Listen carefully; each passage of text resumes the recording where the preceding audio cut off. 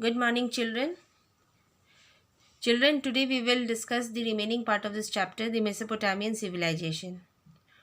Today in this module, I am going to discuss about the Mesopotamian religion and Mesopotamian society. So let's start a discussion with the Mesopotamian society. Division of society. The Mesopotamian society was a patriarchal society. Women had less rights and privileges than men. The society was divided into three main classes, that is, upper class, middle class, and lower class. The upper class consisted of the king, the royal family, priests, and the high officials. The people believed that the king had descended from the city of gods. Hence, the king held the highest position in the society hierarchy. He was also the head priest. The middle class comprised farmers, artisans, and traders, and the lower class consisted of slaves. There are two types of slaves. One, the prisoners of war, and the other, criminals who were forced to do slavery as punishment. Slaves kept house, managed large estates, tutored young children, tended houses, served as accountant and skilled jewelry makers. So children, Mesopotamia had a stratified society in which kings and priests controlled much of the wealth. The three classes of Mesopotamian society were the free landowning class, that is the class of the king, then the dependent farmers and the artisans, and number 3, slaves. Slavery was not a fundamental part of the economy, and most slaves were prisoners of war. The three social classes were priest and nobility, craftsmen and merchants, ordinary workers, that is peasants. Slaves were not free citizens. Women had more rights than in many later civilizations, but not allowed to attend schools, could not read or write.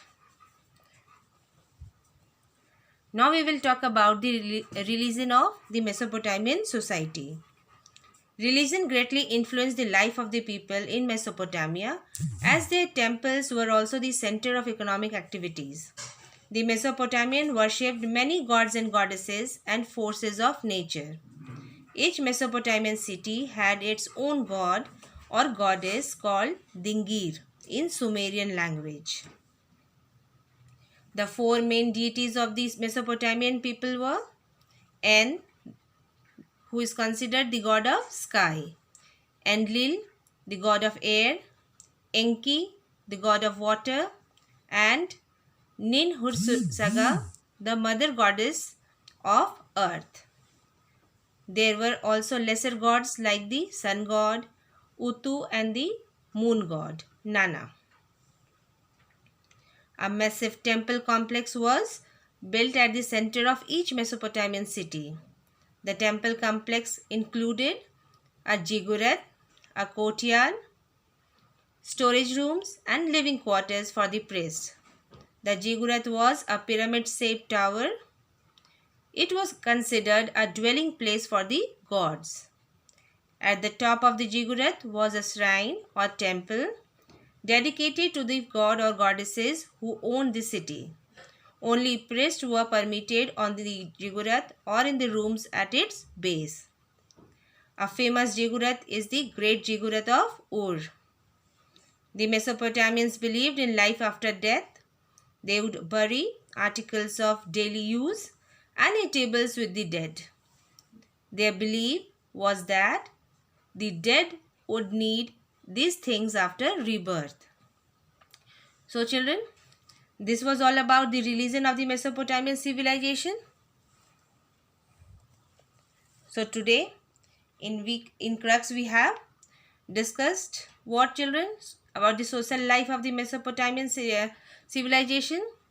There were three main classes, the upper, lower and the middle classes. Okay. Then we talked about the religion. Each city-state had its own god or goddesses. That is Enlil, Enki, An, Utu, Nana and Ninhur Saga. Temples were built for them. These were ziggurats. Priests performed ceremonies and rituals. This is all for today, children. Have a nice day. Thank you.